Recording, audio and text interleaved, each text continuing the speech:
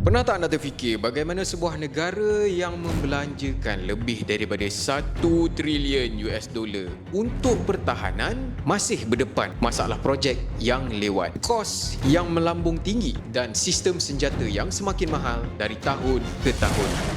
Bayangkan ini, sebuah pesawat pejuang F-35, harga sebuah saja boleh mencecah lebih 100 juta US dollar, hampir 500 juta ringgit. Itu baru kos pembelian. Belum masuk kos penyelenggaraan, belum masuk alat ganti, belum masuk lagi latihan juruterbang, belum masuk lagi kos operasi sepanjang hayat pesawat tersebut. Dan apabila sebuah F-35 terhempas, ratusan juta US dollar boleh hilang dalam beberapa saat. Tetapi apa yang lebih mengejutkan, F-35 bukanlah satu-satunya contoh. Hari ini Amerika Syarikat sedang mengendalikan sistem pertahanan paling mahal dalam sejarah manusia. Dan persoalan yang semakin banyak ditanya ialah, adakah semua wang ini benar-benar digunakan dengan cekap, atau adakah sistem itu sendiri semakin rosak? Hari ini kita akan bongkarkan bagaimana Amerika berubah daripada negara yang mampu menghasilkan sebuah pesawat pengebom setiap 1 jam kepada negara yang memerlukan puluhan tahun untuk menyiapkan satu sistem senjata moden. Dan kenapa kos pertahanan mereka kini semakin sukar dikawal? Untuk memahami masalah hari ini, kita perlu kembali lebih 100 tahun ke belakang. Pada tahun 1903, dua beradik bernama Oliver and Wilbur Wright berjaya melakukan penerbangan terkawal pertama dalam sejarah manusia. Penerbangan itu hanya berlangsung sekitar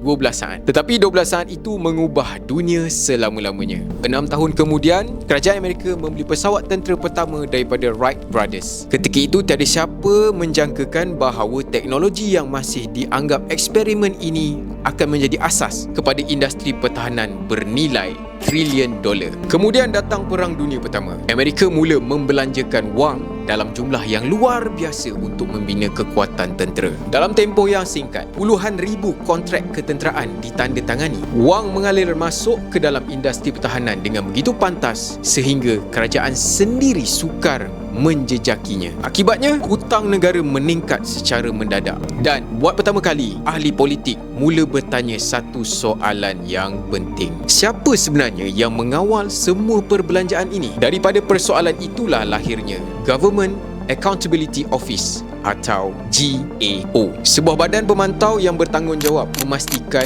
wang pembayar cukai digunakan dengan betul. Namun apa yang berlaku selepas itu jauh lebih besar daripada apa yang mereka bayangkan. Kemudian datang Perang Dunia Kedua, dan inilah tempoh yang ramai sejarawan anggap sebagai zaman keemasan industri pertahanan Amerika. Selepas serangan Pearl Harbor pada tahun 1941, Amerika mengubah keseluruhan ekonominya menjadi mesin perang. Kilang kereta menghasilkan kereta kebal. Kilang industri menghasilkan peluru. Syarikat awam menghasilkan aset ketenteraan. Segala-galanya bergerak dengan satu tujuan, menang perang. Antara contoh paling terkenal ialah Ford. Ya, Ford yang terkenal dengan kereta, mereka membina sebuah kilang gergasi bernama Willow Run. Saiznya bersamaan lebih 60 padang bola sepak. Dan yang paling luar biasa, kilang itu mampu menghasilkan sebuah pesawat pengebom setiap 1 jam. Fikirkan sejenak, hari ini kita bercakap tentang projek yang mengambil masa lebih sedekat untuk disiapkan. Tetapi ketika Perang Dunia Kedua, Amerika menghasilkan sebuah pesawat pengebom setiap 1 jam.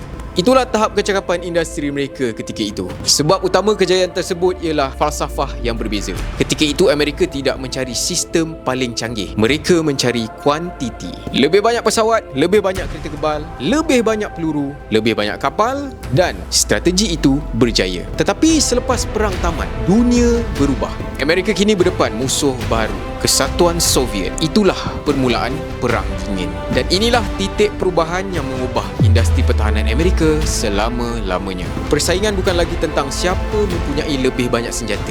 Persaingan kini tentang siapa mempunyai teknologi paling canggih. Amerika mula membangunkan peluru berpandu nuklear, sistem radar yang lebih maju, kapal selam nuklear, satelit ketenteraan, pesawat siluman, dan pelbagai teknologi yang jauh lebih kompleks berbanding apa yang pernah dibina sebelum ini. Semakin kompleks sesuatu sistem, semakin tinggi kos pembangunannya. Semakin tinggi kos pembangunan, semakin tinggi risiko kegagalan. Dan tanpa disedari, asas kepada masalah yang kita lihat hari ini mula terbentuk. Menariknya, setiap kali dunia memasuki era ketidakpastian, sama ada perang dunia, perang dingin, krisis kewangan atau konflik di Timur Tengah, pelabur biasanya akan mencari aset yang dianggap mampu mengekalkan nilainya. Dan sepanjang sejarah manusia, salah satu aset yang paling banyak mendapat perhatian ialah emas. Apabila dunia menjadi tidak menentu, apabila geopolitik semakin tegang, dan apabila pelabur mula mencari perlindungan daripada risiko, emas sering menjadi pilihan. Sebab itulah di Intraday Label, kami menghasilkan koleksi khas diinspirasikan daripada komoditi paling popular dalam pasaran kewangan, XAU USD, atau lebih dikenali sebagai emas. Jika anda seorang trader, pelabur atau peminat pasaran kewangan, anda boleh melihat koleksi penuh melalui pautan yang kami sertakan di ruangan description. Sekarang mari kita kembali kepada kisah bagaimana industri pertahanan Amerika mula berubah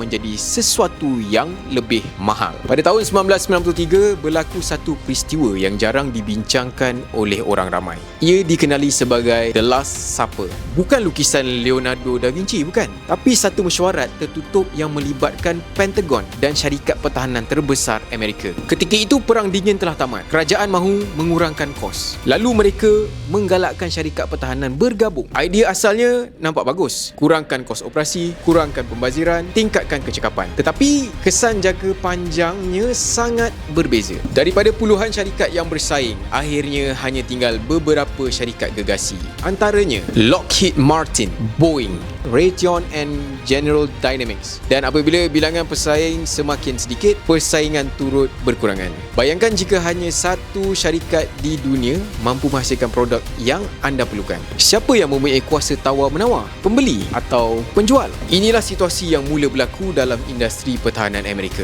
Dalam sesetengah kategori, kerajaan hampir tidak mempunyai pilihan selain menggunakan kontraktor yang sama. Dan apabila pilihan semakin sedikit, harga biasanya semakin tinggi. Tetapi, tiada contoh yang lebih jelas daripada projek jet pejuang F-35. Pesawat ini mula dibangunkan selepas serangan 11 September 2001.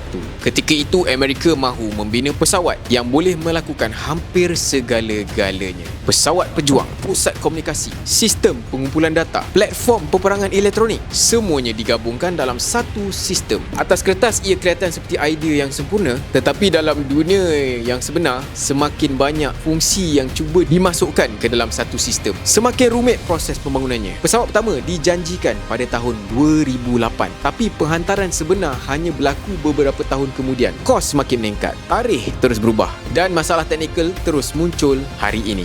F-35 dianggap sebagai program senjata paling mahal dalam sejarah manusia. Kos keseluruhan program dianggarkan melebihi 2 trilion US dollar. Lebih mengejutkan, majoriti kos tersebut bukan daripada pembelian pesawat. Sebaliknya, daripada penyelenggaraan, kos memastikan pesawat itu terus beroperasi selama beberapa dekad. Dan di sinilah muncul satu lagi masalah yang besar, hak intelek. Walaupun kerajaan Amerika membeli pesawat tersebut, mereka tidak memiliki sepenuhnya teknologi yang digunakan. Sebahagian besar hak intelek masih dimiliki oleh kontraktor yang membinanya. Ini bermakna untuk banyak kerja pembaikan, tentera Amerika masih memerlukan bantuan syarikat yang sama. Bayangkan anda membeli sebuah kereta, tetapi hanya pengeluar asal dibenarkan membaikinya. Dan setiap kali berlaku kerosakan, anda tiada pilihan selain kembalikan kepada syarikat yang sama. Sudah tentu, kos akan meningkat. Itulah antara hujah utama yang digunakan oleh penyokong gerakan right to repair dalam sektor pertahanan. Mereka percaya tentera sepatutnya mempunyai akses pada maklumat yang membolehkan mereka membaiki aset yang sudah dibeli menggunakan wang pembayar cukai. Tetapi sehingga hari ini, perdebatan tersebut masih belum selesai, dan inilah realiti yang sedang